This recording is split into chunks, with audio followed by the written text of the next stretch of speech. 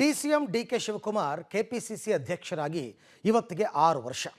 ಈ ಹಿನ್ನೆಲೆಯಲ್ಲಿ ಇವತ್ತು ಡಿಸಿಎಂ ಪಕ್ಷದ ಶಾಸಕರಿಗೆ ಡಿನ್ನರ್ ಆಯೋಜನೆ ಮಾಡಿದರೆ ಇನ್ನೇನು ಕೆಲವೇ ಹೊತ್ತಲ್ಲಿ ಆರಂಭ ಆಗುತ್ತೆ.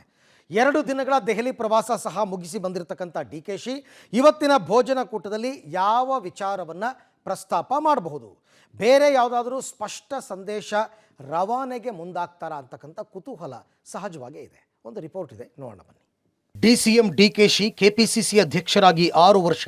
ಶಾಸಕರಿಗೆ ಇಂದು ಡಿಕೆಶಿ ಡಿನ್ನರ್ ಮೀಟಿಂಗ್ ಸಂದೇಶದ ಕುತೂಹಲ. ಡಿಕೆ ಶಿವಕುಮಾರ್ ಕೆಪಿಸಿಸಿ ಅಧ್ಯಕ್ಷರಾಗಿ ಇಂದಿಗೆ 6 ವರ್ಷ. ಈ ಹಿನ್ನೆಲೆಯಲ್ಲಿ ಇಂದು ಕಾಂಗ್ರೆಸ್ ಶಾಸಕರು ಸಚಿವರಿಗೆ ಭೋಜನ ಕೂಟ ಏರ್ಪಡಿಸಿದ್ದಾರೆ. ಕೆಲವು ದಿನದ ಹಿಂದೆ ಕೆಪಿಸಿಸಿ ಎಕ್ಸಿಟ್ ಮಾತನಾಡಿದ್ದ ಡಿಸಿಎಂ ಡಿಕೆಶಿ 6ನೇ ವರ್ಷದ ಸೆಲೆಬ್ರೇಷನ್ಗಾಗಿ ಪಕ್ಷದ ಶಾಸಕರಿಗೆ ಭೋಜನ ಕೂಟ ಏರ್ಪಡಿಸಿದ್ದಾರೆ. ಭೋಜನ ಕೂಟದಲ್ಲಿ ಯಾವ ವಿಚಾರ ಪ್ರಸ್ತಾಪಿಸಬಹುದು ಎಂಬ ಕುತೂಹಲ ಹೆಚ್ಚಿದೆ. ಇಂದಿನ ಭೋಜನ ಕೂಟದ ಜೊತೆಗೆ ಮಹತ್ವದ ಘೋಷಣೆ ಅಥವಾ ಸ್ಪಷ್ಟ ಸಂದೇಶ ರವಾನೆಗೆ ಮುಂದಾಗ್ತಾರಾ ಡಿಸಿಎಂ ಡಿಕೆಶಿ ಎಂಬ ಕುತೂಹಲ ಹೆಚ್ಚಿದೆ. ರಾಜ್ಯ ಕಾಂಗ್ರೆಸ್ನ ಡಿನ್ನರ್ ಮೀಟಿಂಗ್ ಬೆಳವಣಿಗೆಗಳ ನಡುವೆ ಸ್ವತಃ ಕೆಪಿಸಿಸಿ ಅಧ್ಯಕ್ಷರ ಡಿನ್ನರ್ ಮೀಟಿಂಗ್ ಆಯೋಜನೆ ಯಾವ ಸಂದೇಶ ರವಾನೆಗೆ ವೇದಿಕೆ ಆಗಬಹುದು ಎನ್ನಲಾಗ್ತಾ ಇದೆ.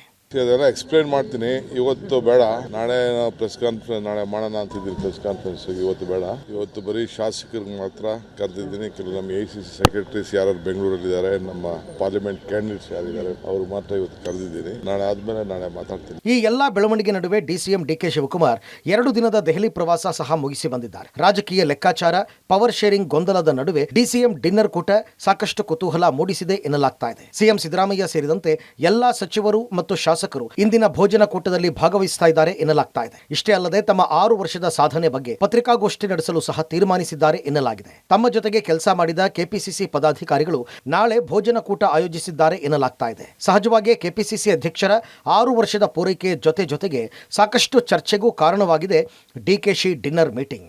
ಅಧ್ಯಕ್ಷ ಕರೆದಾರೆ ಅಂತ ಹೋಗಿಲ್ಲ, ಅದು ಯಾಕೆ ಗೌರವಾನ್ವಿತ ನಮ್ಮ ಕೆಪಿಸಿ ಅಧ್ಯಕ್ಷ ಡಿಕೆ ಶಿವಕುಮಾರ್ ಅವರು ಕೆಪಿಸಿ ಅಧ್ಯಕ್ಷರಾಗಿ ಯಶಸ್ವಿಯಾಗಿ 6 ವರ್ಷ ಮುಗಿಸ್ತಾ ಇದ್ದಾರೆ. ಬಹಳ ಒಳ್ಳೆ ಕೆಲಸ ಮಾಡಿದ್ದಾರೆ ಸಂಘಟನೆ ಕಟ್ಟಲಿಕ್ಕೆ. ಅವ್ರು ಡಿನ್ನರ್ ಕರೆದಿದ್ದು ನಿಜ.